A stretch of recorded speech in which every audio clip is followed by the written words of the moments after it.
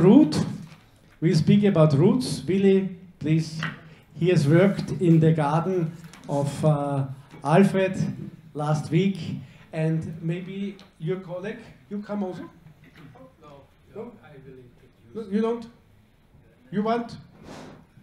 But you also have worked, no? Yeah, I will okay. Introduce my colleagues. Oh, I think that's on. Okay, thank you, Erwin. Okay, you mentioned already, it's we worked in the garden for about 1 week. I will try to condense what we were doing the whole week, digging. So Monica is here, Miriam is here, and there were 2 other people helping us, Lawrence and Rosa, actually my wife. So, because we had a shortage of helpers. Okay, basically, you mentioned swarms, bacteria, and fungus, but roots you didn't mention, so I like to add it. So what I like to do also is to continue where Eva just stopped on her last slide. So, before, of course, quite a number of these features, you can say, were mentioned already. Now, Walter left, okay, doesn't matter.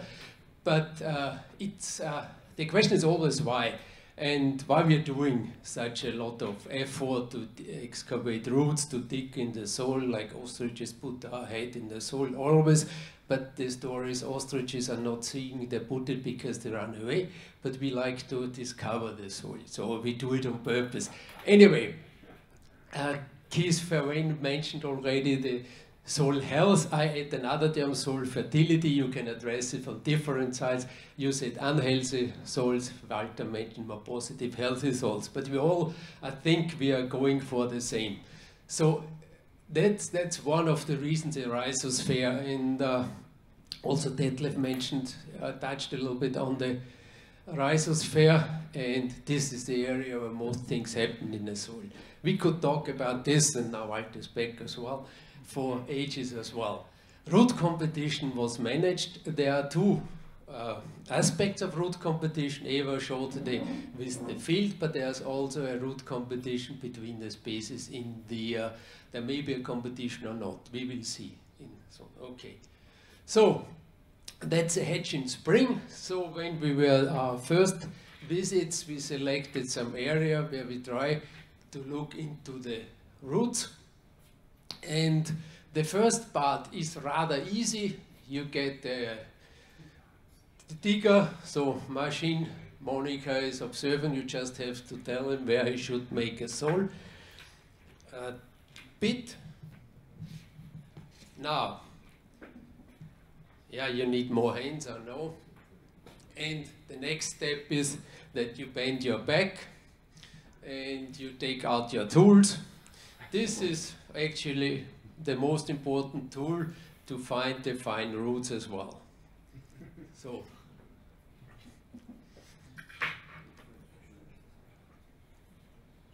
okay, that's what you are going to see in the afternoon. I hope so. Yeah, we have been starting from left to right corners, Sanguinea, Viburnum, Rosa, and Evonymus. So the 4 species. For Evonymus, we selected also another soil bit because this was a rather small plant. Actually, at first space, this was hidden by the rose and dog rose in English. So we have overlooked it in the beginning. So that's are the actors of our work. Okay, the soil profile, just to mention, it's also, because now it's not completely in the same shape, so if you need a picture of the soil profile, you have to take it from me, because you can see on the left-hand side how it looks now. It's a little bit disturbed. So basically what you can see here, we have the pointer here, that's about 1 to 1 meter 20 depth, and then you have a gravel layer, and sometimes this is even also a sand layer. So it's very the basic layer is very undulated to some extent. Okay. So I will now just share some pictures of what we have unearthed as well. but of course, due to time, even we were working for the whole week, we couldn't excavate the whole plant. That's good for the hedge as well, for Alfred too, because the plants should survive. Okay, I will come next year maybe. And okay, if they are not surviving, we have to replace them, okay, in some way. Okay, so, but because we didn't do a full excavation, we used reference drawings. And that's also one way. So you get the basic feature, always the age is the height, how big the plants grows, because in many cases you don't know how old the species are. You don't have really the information, but in this case the hedge is about 7 years old, so the plants are maybe 7 years, I think it was planted, right? 5 years, but maybe the plants were okay, 5 years. So that's, again, you see, it's not always easy even to have the age of the plants, but so the height gives, of course, two indications how they developed, of course, and of course some correlation with the age. But then, of course, important is the depth and the side extension of the plants. That one, we could not do everything right to the depth. The others, we were coming to the depth, to the largest depth. And so I have this book. So what we have done is also to look at the previous works Monica was doing, because, and also the colleagues, you can see Kutscherer, Lichtenegger. And this is the root atlas of trees and shrubs, and as a reference, so to extend our partial excavation by comparing it with other findings. And this I can recommend for you, of course, also. It's a little bit advertisement, but this is even more advertisement. That's a summary of the 7th root atlas. That's our last book. Monica is, of course, the main author of this book. So,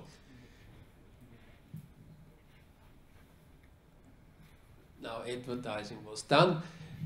Now we show some of the details. I will include some details. You see this, especially from the cornus or the common dogwood. This is very much in branching out in fine roots as well. I cannot, of course, go now to all details, but we will have time in the afternoon to visit the hedge. So Monica is here, Miriam is here. Eva also can, of course, use experience in this root excavation, comment on those specific plants.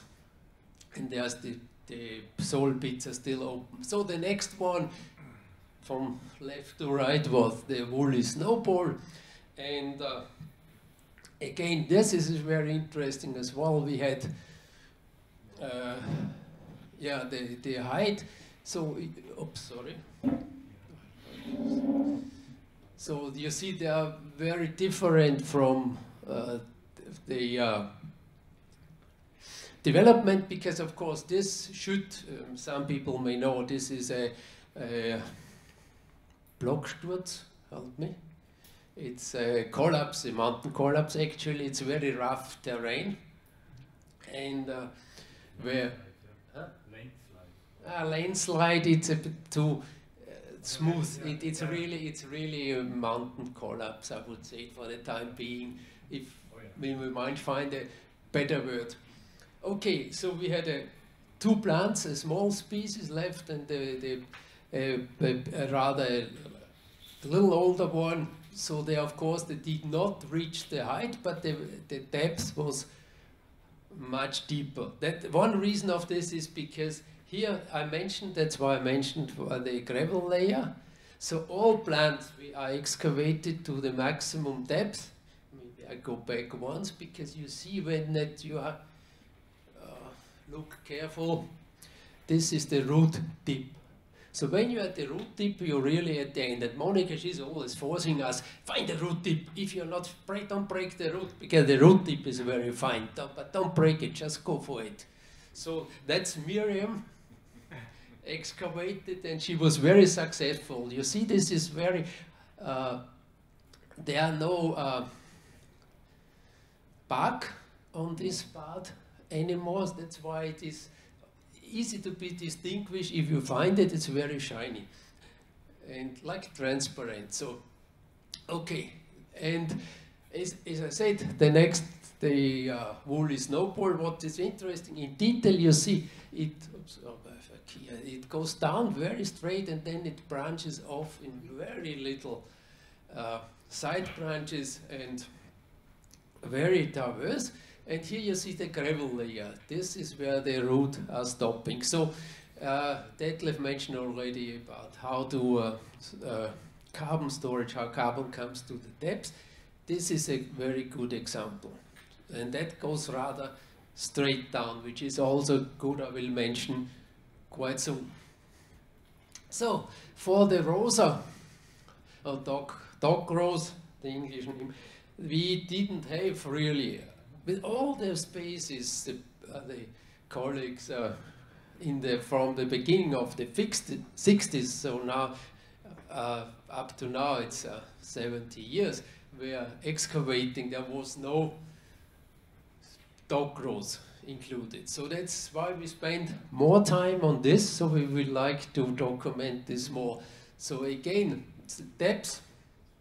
Here we are on the spot where we extend 1.20 meters to the gravel layer, and also we had quite a side extension. What you also can see here, that's why this rose is in the middle, that's one here. It's accompanied by Viburnum and an Evonymus. So, and I'd say the competition between the plants. Here they look like they like each other. They are very much intertwined because this is the rose, one of the pole roots. And here are the, what do we call it, shoot-borne roots more from the Viburnum. But one root goes over here and also from the Evonymus, and it's very spreading up in the fine root system. I have more details with the bigger plant, but they are it's even difficult to distinguish between the roots. What you can see, of course, from the color, this is a bit more reddish, this is brownish, and that's very white. That was quite surprising. So somehow in that way you can distinguish them as well. And I also followed for one day that root that goes down here. Okay, next one. To see how it goes down, and again, like I showed before, it stops at the, I mean, it's not very good visible in this slot because I didn't want to excavate more, was tired already. So, but anyway, I reached found the soil, the root deep, and reached the gravel layer. So yeah, here you can see. Also again here, it's interesting, this type of plant, they didn't have so many side roots like the Viburnus before, but at the rather last end, it's about 10 centimeters, maybe 20, it starts here, but at the rather end, when it comes to the end, it splits up again and it makes fine root, it develops more. So it's even, you could say, activity is at the interface where the soil profile is not so favorable for the root growth anymore. So the last one in this introduction is the so-called common spindle shrub, which is a very nice plant now in autumn.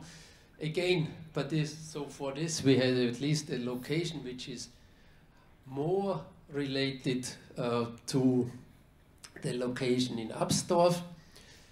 You see rather shallow depths, but very spreading out very wide. That's also a feature what we can learn from this excavation, why we are doing it, what plants you should use. Because this, I think, for the hedge would be best go straight down, not extending to the field. In Alfred's case, it's not such critical because it was mentioned here we're quite a distance to the fields.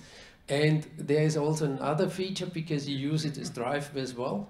There's some soil compaction, and that also stops the root growth. It made me a little bit more hardworking. I really could see the difference. But so one way of regulating it, so even soil compaction could be in very rare case something useful. But okay. But what you see here, I mentioned already the fine rooting system. So you have pole roots, and they are really develop a very strong fine rooting system in here. And even we reached to a depth of 70 centimeters. So here, even that was the end. So we did not go as deep, but again, we did not finish completely the side extension, because 2 meters is rather long distance. And in a detail, a small detail, here you wonder why the roots have a very kind of crumpled shape, you could say, to some. And that is a typical case when plants are too long in the tree nursery in a pot.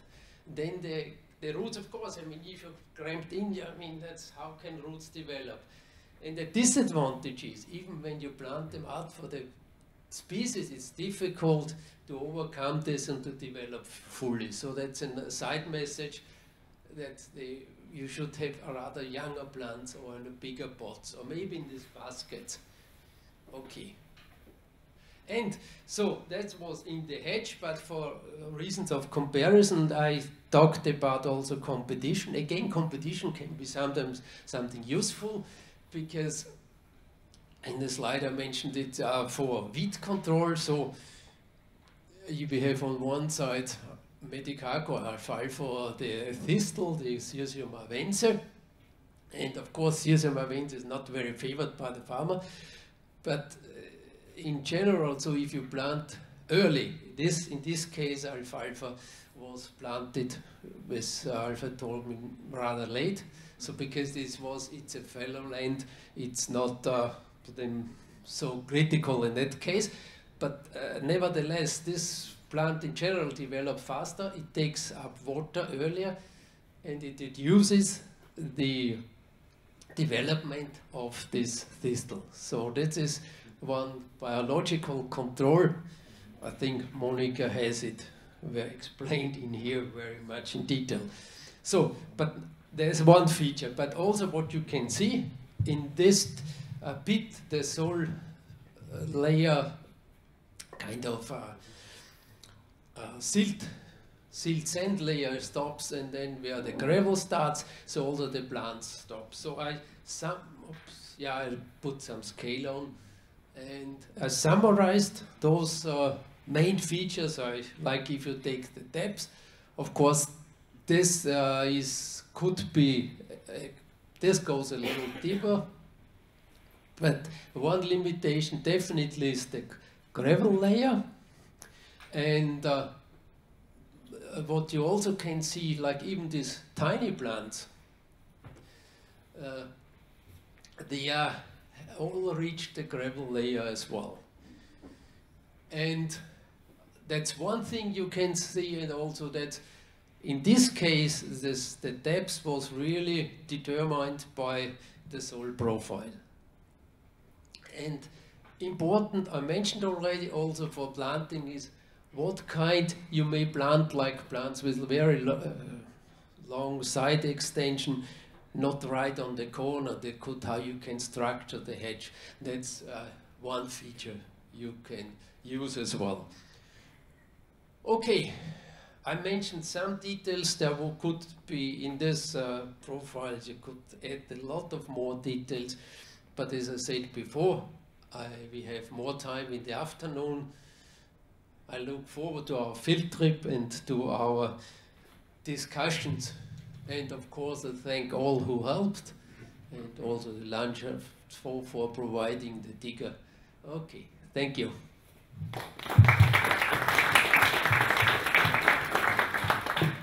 Thank you very much, Willy. Are there any questions? If not, Thank you very much, and I think you need some more younger digger, no? Yeah. So, especially for if anyone want to make sport in soil digging, come to Willy. Okay. So- One thing I forgot. This is you can share. This is some of our activities in the last 10 years.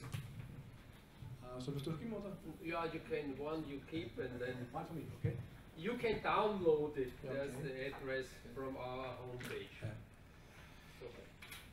So thank you very much.